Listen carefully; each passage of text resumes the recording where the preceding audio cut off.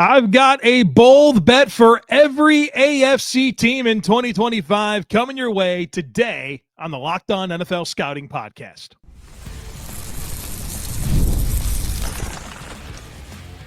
You are Locked On NFL Scouting with the Draft Dudes, your daily podcast for NFL and college football scouting. Part of the Locked On Podcast Network, your team every day. What's better than this? It's guys being dudes here on the Locked On NFL Scouting Podcast.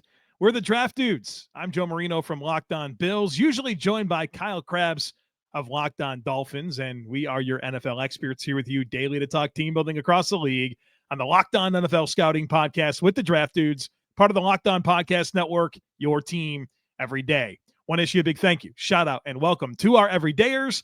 Those of you who never miss a single episode, we appreciate y'all being here very, very much.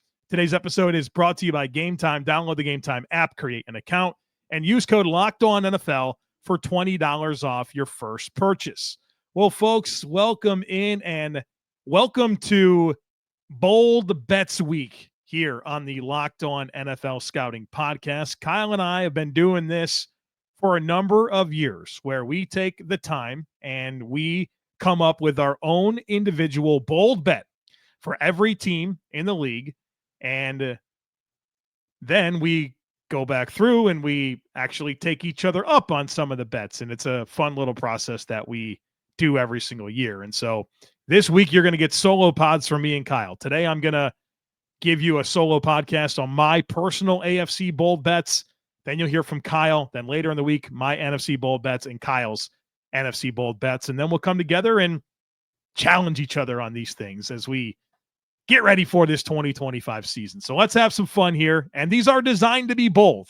And I know that's been a criticism of mine, of me, if you will, for the last few years where my bold bets weren't that bold. And I think I cranked it up last year pretty good. I thought I did a nice job of becoming more bold. And I think today you'll see that I'm going to take another step here and really kind of put some things out there that are aggressive.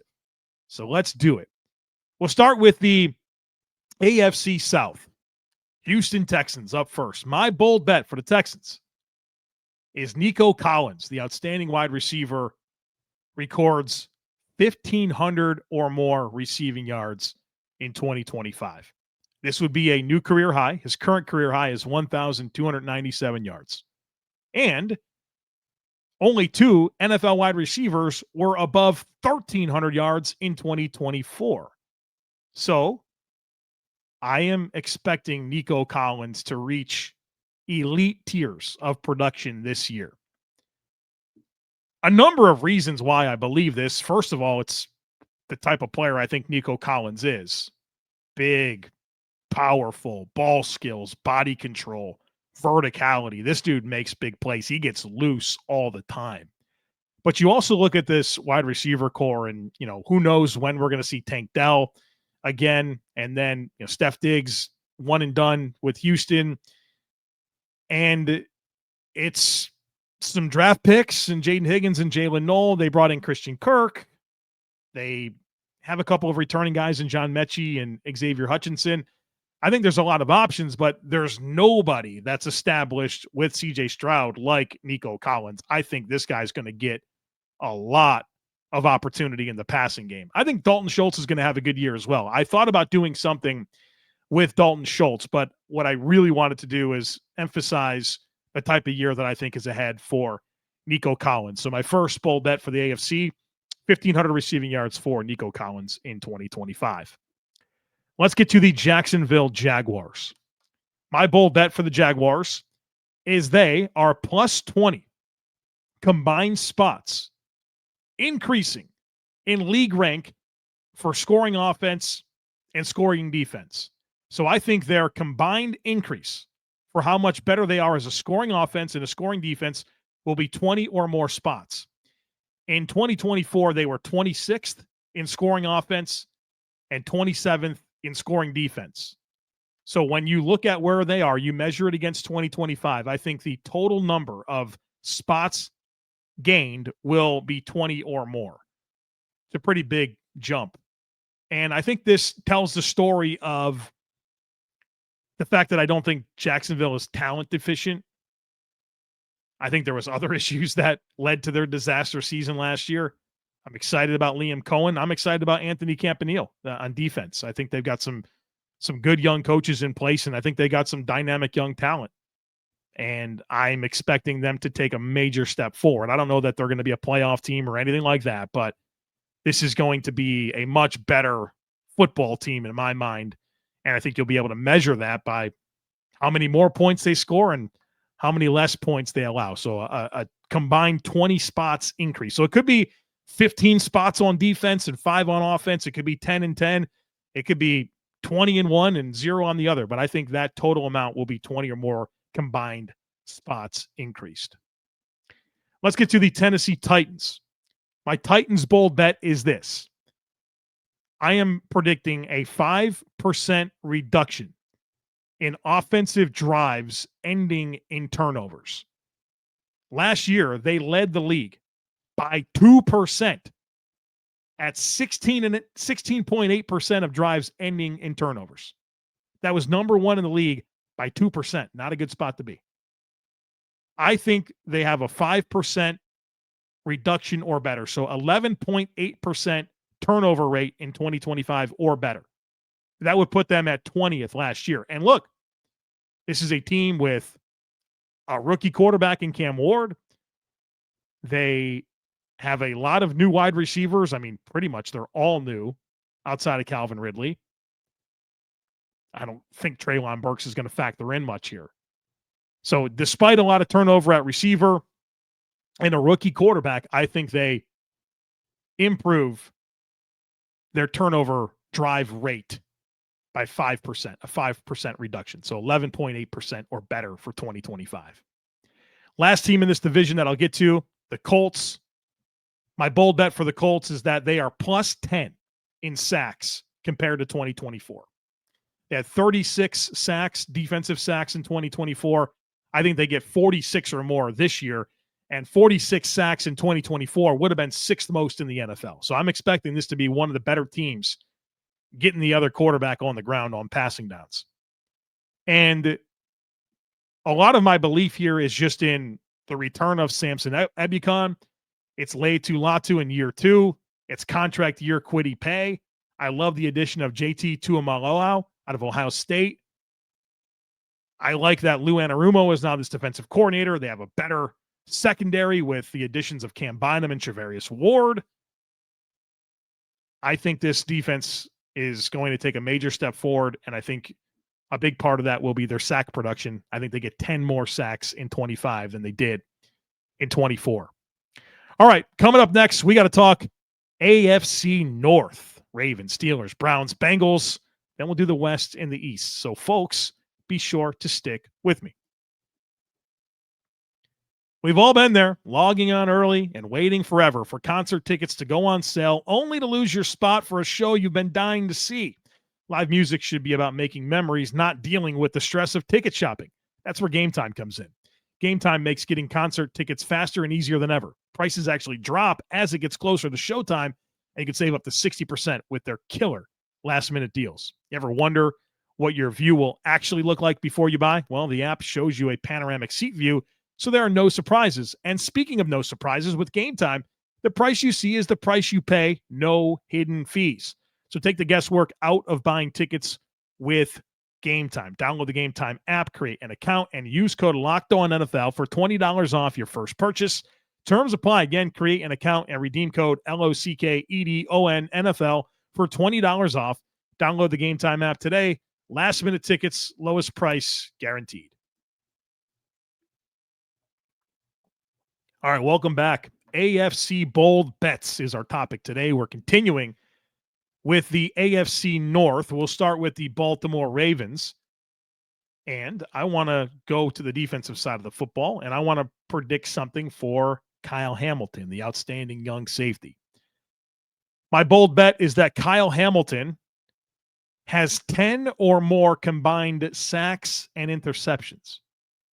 You don't think that's bold? Well, he had 12 combined in his first 3 years. Total. I think the splash plays ratchet up this year. for Kyle Hamilton. I like him playing next to Malachi Starks, and I like Adarius Washington as well. But I think they got more and more comfortable last year, Zach Orr did, with the deployment of Kyle Hamilton. And I think their pass rush could take a step this year. I think their secondary could be better with who knows what Jair Alexander can provide. But if he's healthy, we know he's a really good player. Nate Wiggins in year 2. Point being is that I think this collective ecosystem around Kyle Hamilton, with more experience now with the defensive coordinator, will position him to be a even more high impact playmaker. So put me down for 10 or more combined sacks and interceptions for Kyle Hamilton in 2025 after he had 12 combined in 3 combined seasons to start his career.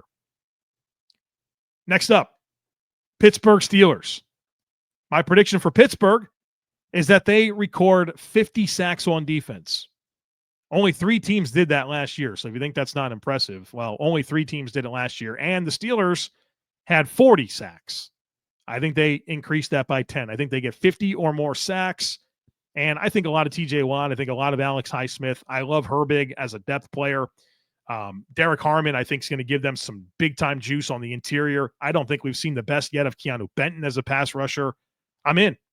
And I think there's a case to be made that swapping out Minkah Fitzpatrick for Jalen Ramsey will make them a little bit more sure on the back end, where, there's been coverage busts with Minkah over the last few years. I think Joey Porter Jr. and his trajectory is really big time. And, of course, Darius Slay now is one of their corners as well. Point being, I think you have a defense that is really loaded, and I think the sack production is going to be notable this year for Pittsburgh. Put me down for 50 or more sacks for the Pittsburgh Steelers. Cleveland Browns, next up. Tough team to really dig your heels in on, and I know that the big story with Cleveland is the quarterbacks. They got Joe Flacco and Kenny Pickett. They drafted Dillian Gabriel in the 3rd round, and then they come back and draft Shedeur Sanders on day 3. So I wanted to do something around these quarterbacks, and it's my belief that Joe Flacco is going to be the guy. And health will play a big role here, but my prediction is that Joe Flacco starts at least 10 games. At least 10. I think there's a good chance. My original bet here was going to be that one of Gabriel or Sanders does not have a passing attempt in 2025. But the story that I really want to tell is that I think Joe Flacco is going to be the primary quarterback. So put me down for 10 or more starts from Joe Flacco in 2025. Next up is the Cincinnati Bengals. I want to go defense with Cincinnati because I think that's the story for their team. We're all expecting Joe Burrow to throw for tons of yards and for that offense to score a lot of points. It's just a matter of how good their defense can be. Well, I'm afraid it's probably not going to be too much better. In fact, I am going to predict that their scoring defense is worse in 2024. They allowed 25.5 points per game last year. I think it's at least 25.5 points per game or more. I mean, if they don't have Trey Hendrickson, come on now. That's their best player on defense. They drafted a first-round player who's already at odds with the team. I mean, what is this defensive tackle situation? Bye-bye Jermaine Pratt. We drafted some linebackers. Hopefully they can go. I don't know. I don't see it. I don't see this defense really being the type of defense that's going to make us feel like they spent the offseason doing the thing that they needed to do most, which was improve their defense. I don't think it's happened. So put me down for their scoring defense to be worse in 2024, and they averaged allowing 25.5 points per game this past season. All right, let's begin the AFC West. We'll start with the Kansas City Chiefs.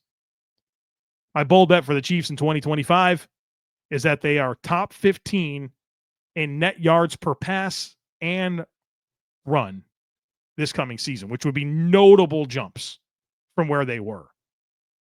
Last year, the AFC champion Kansas City Chiefs were 21st in yards per pass and 29th in yards per run. I think they are going to be notably improved. So top 15. So top half of the league after being in the bottom half of the league, and in the case of the run, almost at the very bottom, outside the top 20 in yards per pass. Number of reasons for this. I think Isaiah Pacheco will give them more of an explosive element to their rushing offense if he can be healthy. I think Xavier Worthy in year 2, Hollywood Brown in year 2, obviously not starting the year injured. Rashee Rice is going to be back, right? Presumably this year. We'll see if there's a suspension or what happens, but those are big deals for this team. We'll see if the offensive line's better. I think that's probably your biggest question. I think there's a path. If Josh Simmons is going to be healthy, I think he's going to be a really good player. And then they just got to figure out left guard, and they certainly paid Jalen Moore like he's going to be an answer. So they've got some stuff brewing here, but I think the skill players will be a bit more stable around Pat Mahomes this year. And you'll see this team go from 29th in yards per run and 21st in yards per pass to the top 15 and yet net yards per pass and run this coming season. The next team, the Los Angeles Chargers. My bold bet for Los Angeles is double-digit sacks for Tuli Tuipulotu. He had 13 in his first 2 seasons. Year 3, I think he gets double digits. I'm a big fan. I love watching him play. A lot of variety with how he wins. He's got power. He's got speed. He's got a lot of opportunity. You know, they've had Joey Bosa and Khalil Mack. I know Bosa's been injured a lot, but he played 14 games last year, 14 out of 17 games last year. And so I think there's going to be more of an opportunity for Tuli Tuipulotu to get even more snaps. Year 2 in the defense, Jesse Minter's defense, right? And I am high on the upside there. I think he has double-digit sacks after having 13 in his first 2 seasons. All right, we got 2 more teams in the AFC West, the Broncos and Raiders, plus the entire AFC East left to do. We'll do that all on the other side of it. Folks, be sure to stick with me.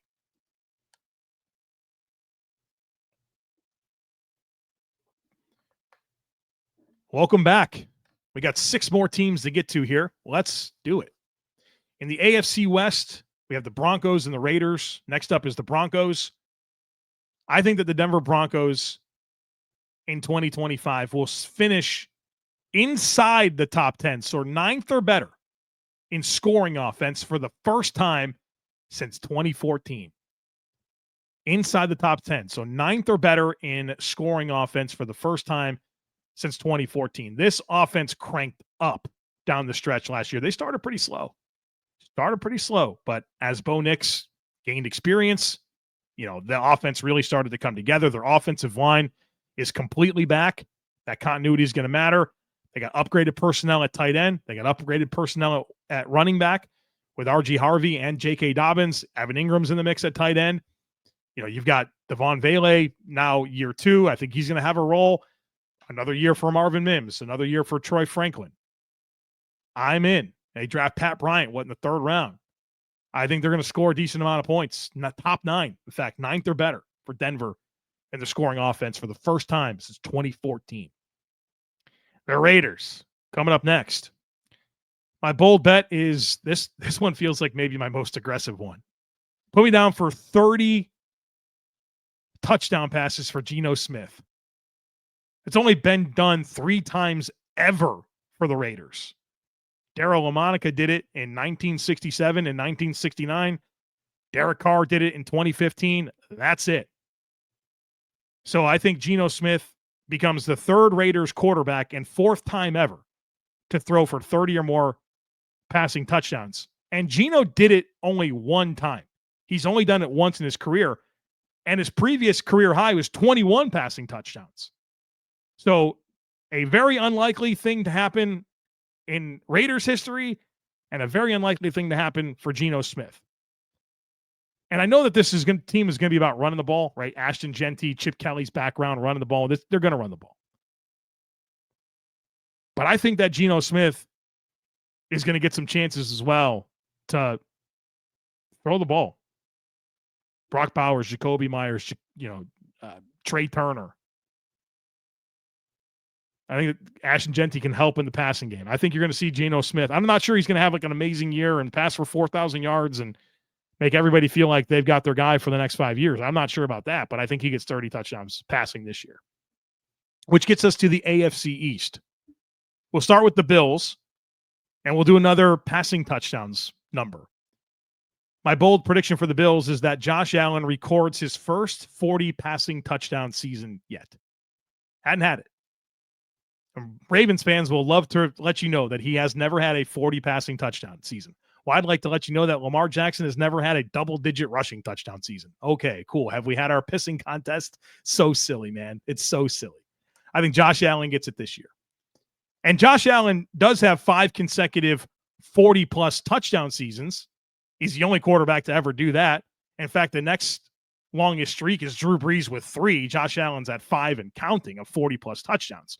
But I think he exclusively gets 40 touchdowns in 2025 passing the ball. Now, the Bills had 32 rushing touchdowns last year, and that's kind of the X factor. You know that James Cook can score from distance, and Josh Allen's a very good red zone runner, and James Cook was a very good red zone runner last year as well. But I think this passing offense is going to be more explosive, and I think that's a story I'm looking to tell here. I think they're going to be a more explosive passing offense. They were a very efficient passing offense last year. I think it'll be more explosive this year with Josh Palmer, with Elijah Moore in the mix, with more chemistry developed with Dalton Kincaid and Keon Coleman, and Khalil Shakir kind of more established in his role. I think Josh will put up a little bit more in the way of passing touchdowns this year. So put me down for his first ever 40 passing touchdown season. The New York Jets. My prediction here is that Breece Hall does not lead the team in rushing yards. And Breece Hall has been this team's leading rusher for the last 3 years. Each of the last 3 years. I don't think he leads a team in rushing this year. It could be Justin Fields. Justin Fields is the type of running quarterback that can rush for 1,000 yards. I think there's some real buzz here for Braylon Allen.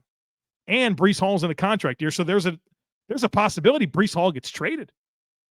Some contending team, has a running back injury, and they can send a 5th-round pick to the Jets for Breece Hall, they're probably not going to pay him in a contract year. So I think there's a number of pathways, whether it's Braylon Allen, whether it's Justin Fields, whether it's Breece Hall getting traded.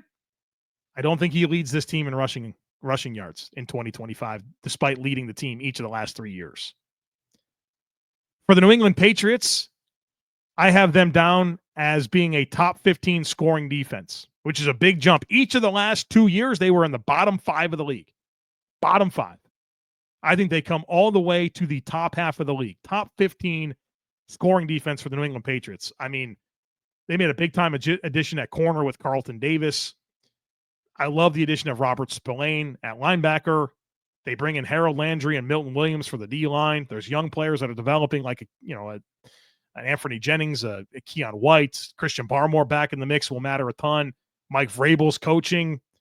I think this is a top 15 scoring defense in 2025 after being bottom 5 each of the last 2 years. Last team is the Miami Dolphins. My prediction for Miami this year is that this rushing offense will be the best EPA per rush offense for Miami yet under Mike McDaniel. Last year, they were minus 0.22 EPA per rush. They were exactly minus 0.04 in 23 and 22. So I think they will be minus 0.04 or better running the ball this year. And remember that 2023 offense, I think they were number 1 in rushing yards, and they average over 5 yards per carry. I think the EPA for this year's rushing offense will be the best yet under Mike McDaniel. And my belief here is that I think structurally they're just in a better position to run the ball. I love the additions of Jonas Savianaya and James Daniels at guard, physical players that can move bodies. Aaron Brewer at center is just terrific for this scheme. Austin Jackson being healthy and back at right tackle is huge for their run scheme. And then they add a Pharaoh Brown, who's a good inline blocker. Nick Westbrook-Akine will give them blocking on the perimeter that they were really missing last year. They got some bigger backs in the mix, and Ollie Gordon and Alexander Madison. Jalen Wright is an explosive back with physicality entering his second season, and they gave up a good amount to get him in the 24 draft. And then you have the explosive Devon Achane, who I think with more space created for him with this blocking strategy that I think will happen, you could see even more explosive runs from him and maybe even more opportunities for him to affect the game in the passing game, which I think might even open up more opportunities for other guys to run the ball. Obviously, Tua's health will matter a lot in this because, I mean, if Tua's not their quarterback and he misses time, then you are going to load up and defend the run against Miami and say, hey, Zach Wilson or Quinn Ewers go beat us, right? So I think Tua's got to stay healthy for this to work, but I think there's the stuff in place for this to be the best EPA per rush team yet for Mike McDaniel in Miami. So there you have it. My bold bet for every AFC team delivered for you here today. You'll hear from Kyle tomorrow on his AFC bold bets, and then we'll start the NFC on Wednesday. So come on back. Don't miss anything. Make sure that you're subscribed. We'd love it if you took a second to rate, review, and share the podcast. Have a great rest of your day, and we look forward to catching up with you again real soon.